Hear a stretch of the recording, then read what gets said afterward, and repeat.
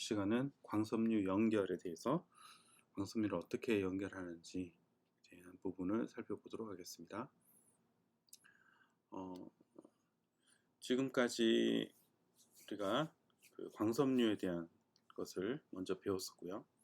그 다음에 광송신기, LED라든지 LD 같은 광원, 광통신을 할 때 사용하는 광원들에 대해서 배웠고, 그리고 광수신기, 그래서 이 광원들을 다시 전기신호로 바꿔주는 광수신기에 대한 부분을 우리가 지금까지 살펴봤습니다. 그래서 이런 기본 요소들을 이용해서 광통신 시스템을 구성할 때 우리가 알아야 될 사항이 있는데, 그것이 이제 광섬유를 어떻게 연결할 것인가. 그래서 송신기와 광섬유 간에, 또 광섬유와 광섬유 간에, 또 광섬유와 수신기 간에 어떤 방식으로 연결할 것인가, 이거 중요한 것이 되겠고요. 그리고 광통신 링크를 설계할 때 일반적으로 적용되는 설계 지침이 어떤 것들이 있는지 살펴보도록 하겠습니다. 오늘은 연결 손실, 결합 손실, 또 접속, 그리고 광 커넥터, 광통신 링크에 대한 부분을 살펴보도록 하겠습니다. 발광 소자인 LED와 LD는 광섬유 또는 광섬유와 수광 소자, 광다이오드와 결합하는 기본적인 방법이 세 가지가 있는데요. 직접 결합하는 방식과, 그리고 렌즈를 사용하는 방식, 그리고 광섬유 끝부분을 렌즈 모양으로 변형해서 결합하는 방식들, 이렇게 크게 세 가지로 있습니다. 그래서 광섬유 끝부분을 렌즈 모양으로 만들어 사용하는 것은 지난번에 수업 시간에 한번 여러 사진들을 통해서 렌즈드 파이버라고 부르는데, 그 렌즈드 파이버에 대한 사진들을 제가 보여드린 적이 있습니다. 그리고 광섬유끼리 연결하는 경우는 접속을 하는 경우가 있고요. 그다음에 커넥터를 이용하는 경우. 접속은 이제 스플라이싱이라 부릅니다. 스플라이싱은 두 개의 광섬유를 완전히 녹여서 융착해주는 건데요. 완전히 붙여주는 것이 되고요. 커넥터는 임의적으로 그 결합을 했다가, 기계적으로 결합을 했다가 다시 뗄 수 있는 이런 것이 이제 커넥터가 되겠습니다. 광부품 업체는 패키지할 때 접속용 광섬유, 피그테일이라고 그랬죠. 피그테일을 사용하기 때문에 사용자는 단순히 광섬유끼리 어떻게 연결할지만 고려하면 된다. 무슨 얘기냐면 LD나 LED에 광섬유가 결합이 돼서 이렇게 광섬유가 그 돼지 꼬리 모양으로 피그테일 돼서 나오기 때문에 발광 소자에서 바로 광섬유를 결합을 할지를 고민하지 않고 바로 광섬유에서 광섬유를 어떻게 접속할지만 고려를 하면 된다라는 것이 되겠습니다. 첫 번째, 연결 손실입니다. 신호가 연결 부위를 통과하면서 전력의 일부가 손실이 생깁니다. 그래서 들어온 빛이 연결이 될 때 여기서 뭐 반사가 일어나거나, 아니면 여기도 그 100% 다른 광섬유로 결합하지 못하고 일부가 빠져나가는 그런 현상들 때문에 광 손실이 발생하게 되고요. 이런 손실을 계산하는 것이 연결 손실이 되겠습니다. 그래서 들어오는 신호에서 나오는 신호의 비를 로그를 취해주면 dB 스케일의 손실률을 계산할 수가 있습니다. 연결 손실의 원인은 내인성 손실, 우리가 주로 이제 영어로는 intrinsic loss, 내부에 가지고 있는 연결된 두 광섬 특징이 서로 달라서 발생하는 것이고요. 외인성 손실이라는 것은 연결 방법이 불완전하여 발생하는 손실, 주로 광섬유를 제대로 정렬하지 못했을 때 발생하며 이론적으로 완전히 제거가 가능하다. 그래서 내인성 손실은 연결은 제대로 했는데 그 자체가 광섬유가 가지고 있는 서로의 특성이 다르기 때문에 발생하는 거다. 이 차이점을 내인성 손실과 외인성 손실에 대한 차이점을 이해를 하시면 좋겠습니다. 자, 그러면 이제 내인성 손실은 첫 번째는 코어의 직경이 달라서 발생하는 손실이 되겠습니다. 코어의 직경이 다르기 때문에 여기서 결합되는 손실이 발생한다. 두 번째는 이제 개구수가 불일치하다. 개구수가 불일치하다는 얘기는 여기 첫 번째와 두 번째의 광섬유의 굴절률이 다르거나 이런 현상들 때문에 개구수의 불일치가 또 손실을 발생하고요. 또 우리가 모드 필드 다이메타라고 배웠었죠. 모드 필드 다이메타가 다르다. 그래서 이런 불일치가 발생한다. 이런 것이 내인성 손실. 결합은 제대로 했는데 그런 두 개 광섬유의 손실 그 특성이 다르기 때문에 그렇다. 코어의 직경, 개구수, 그다음에 모드 필드 다이메타 이 세 가지가 크게 있습니다. 그다음 외인성 손실의 원인은 자, 두 개 동일한 광섬유를 하더라도 축 방향으로 정렬이 제대로 안 됐을 경우 또는 이렇게 각져서 정렬각이 일치하지 않을 경우 그리고 틈이 발생했을 경우 이거 갭이 발생했을 경우 이런 경우들에 의해서 외인성 손실이 발생한다. 그래서 광섬유 사이에 틈이 있으면 공기와 광섬유의 굴절률 차이가 반사 손실을 발생시키게 되고요. 그리고 이 반사 손실이 작을수록 좋습니다. 반사 손실이 작은 값일수록 좋다. 그래서 반사되는 빛의 세기가 작으면 좋죠. 그래서 반사 손실이 크면 좋다.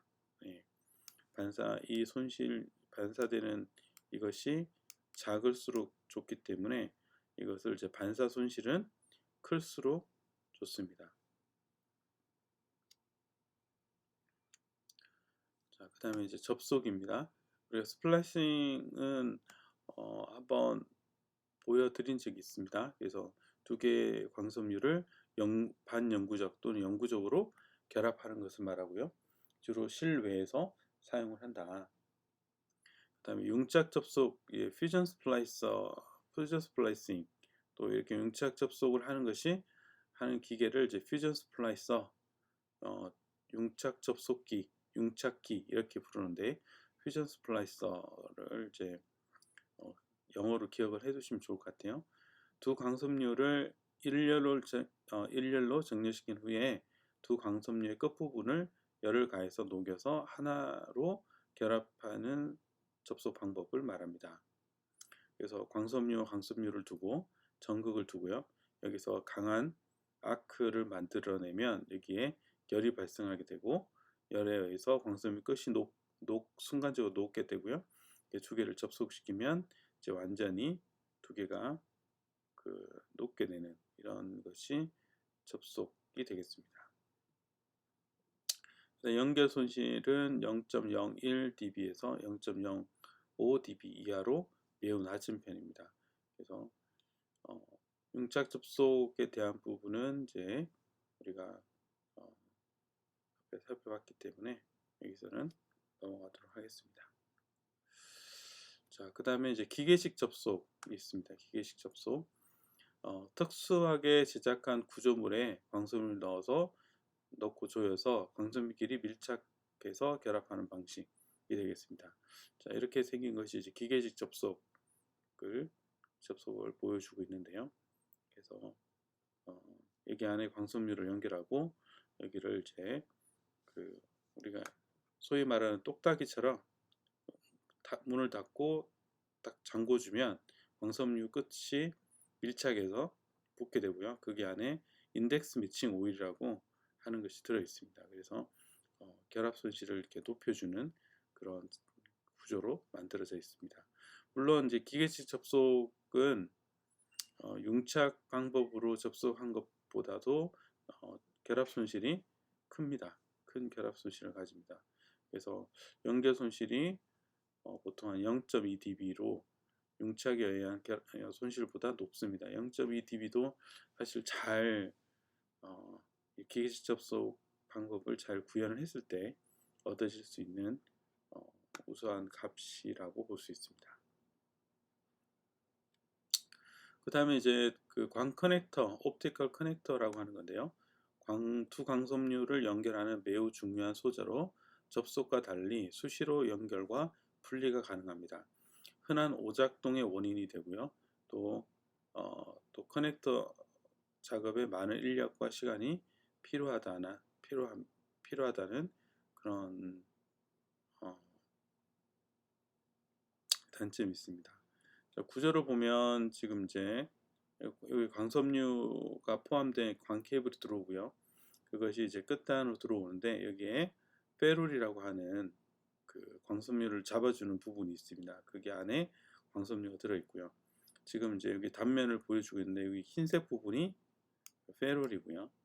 그게 안에 보통 이제 페룰의 크기는 이제 다이아메터는 한 1mm 정도 되는데 광섬유가 그게 안에 125 마이크로의 광섬유가 이렇게 들어 있습니다. 그래서 클래딩과 코어가 이렇게 확인될 수 있는 거죠. 자, 그래서 이것을 이제 이 커넥터를 두 개 커넥터끼리 이렇게 연결을 해주면 쉽게 결합을 할 수 있도록 해주는 게 되죠. 결합 손실은 0.1dB에서 1dB 정도로 우리 일반적으로는 한 0.25dB 정도라고 하는데 보통 이제 0.1에서 좀 안 좋을 경우는 한 1dB 정도가 나온다. 그 다음에 광 커넥터의 연결 부위는 반사 잡음의 원인이 됩니다. 그래서 두 개가 이렇게 결합했을 때 반사되는 빛이 발생한다 하는 거죠.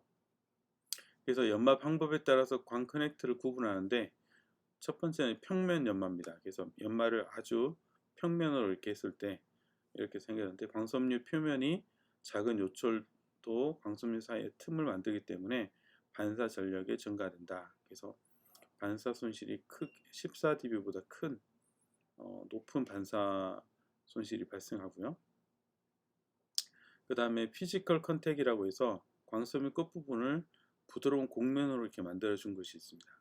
이렇게 만들어 주면 광섬유를 밀착했을 때 코어 부분이 밀착이 돼서 이렇게 그리고 요 광섬유 끝단에서 반사됐을 때 일부 부분이 밖으로 이렇게 나가게 되는 거죠. 그래서 광섬유 끝단을 부드러운 곡면으로 연마를 하고 광섬유 전력과 요철에 의한 틈이 줄어들어서 25dB보다 큰 반사 손실을 갖습니다. 자, 그리고 이제 APC라 그래서 Angled Physical Contact라고 해서 아예 8도 정도로 기울입니다. 그러면은 여기서 반사되는 빛이 다 빠져나게 되는 거죠. 8도의 경사로 끝부분을 연마를 하고요. 8도의 경사는 단일 모드 광섬유 수광각을 벗어나므로 반사 전력 손실이 60dB 이상 아주 크게 손실이 발생합니다. 그래서 주로 사용할 때 PC를 많이 사용하는데 특별히 이제 고출력 레이저라든지 이런 그 파워가 센 그런 시스템에서는 조음의 반사 손실도 시스템에 무리를 줄 수 있기 때문에 이런 APC 타입을 많이 사용하고요. 특별히 어떤 LD라든지 또는 그 레이저 광원 또 광통신 광원에서 나오는 출력되는 그런 그 광원 소자의 광원 장비에 출력되는 부분에서는 APC 타입을 많이 사용을 합니다. 그래서 반드시 여러분들이 주의해야 될 것은 이게 APC인지 PC인지를 확인하고 커넥터를 연결을 해야 됩니다. APC인데 PC를 연결하거나 PC인데 APC 연결했을 때는 이런 그 연결 손실이 아주 높아지게 되기 때문에 이런 것을 잘 보고 APC는 APC 타입과 연결하고 PC는 PC 타입과 연결하는 거. 그래서 같은 타입끼리 연결하는 것에 대해서 여러분들이 좀 더 민감하게 특별히 이제 광통신을 하게 된 경우는 광섬유를 다루게 되는 경우는 이런 그 커넥터의 종류를 명확하게 구분하고 연결을 해주는 것이 중요하다 하는 것이죠. 그리고 이런 광호뿐만 아니라 우리가 광수신기 포토 디텍터에서도 이게 APC 타입이냐 PC 타입이냐를 이렇게 표시를 하게 됩니다. 그래서 그걸 확인을 하고 그게 맞는 커넥터를 연결을 해줘야 되는 부분들도 반드시 여러분들이 확인을 하셔야 된다라는 것을 기억을 하시기 바랍니다.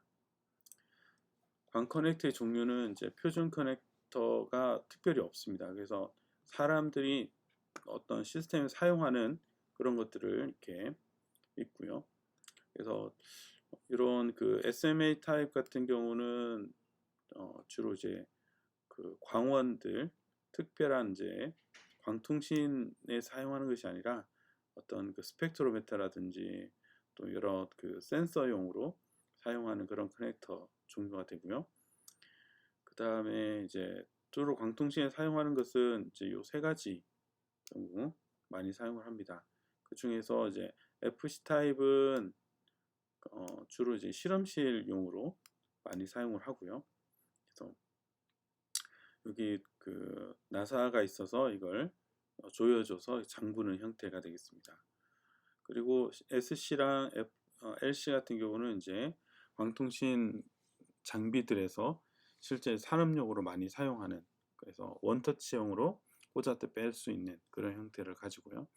특별히 SC보다 LC는 이런 그 면적이 좁아서 또 페럴의 크기도 작고 이 커넥터의 크기 자체가 작기 때문에 하나의 장비 안에 많은 개수의 그 LC 타입 커넥터를 연결할 수 있는 그런 장점을 가집니다. 그래서 부피적으로 이렇게 훨씬 더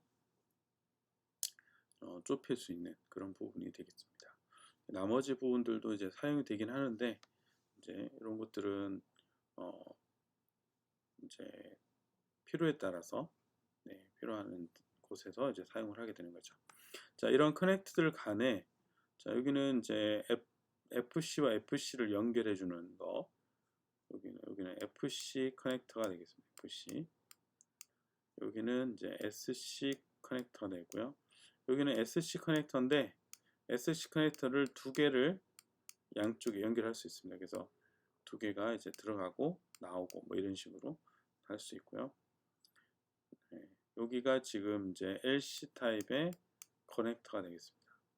그리고 여기가 ST 타입의 ST 간에 연결을 할 때 사용하는 거고요. 자, 여기는 지금 여기 보니까 SC로 입력이 되고 여기는 ST로 출력이 되게, 그래서 SC 커넥터와 ST 커넥터가 연결할 수 있도록 이렇게 어댑터를 주게 되고요. 여기도 지금 SC 커넥터가 되고요.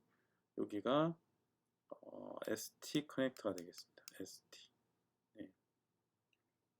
이런 식으로 이런 거, 이 종류 말고도 또 이제 커넥터들 간에 서로 이제 그 연결을 해주는 그런 어댑터들이 종류가 많이 있습니다. 자, 그 다음에 이제 광통신 링크에 대해서 살펴보도록 하겠습니다. 광통신 링크는 두 지점 사이에 통신을 위해서 광송신기와 광수신기를 광섬유로 연결한 형태를 광통신 링크라고 합니다.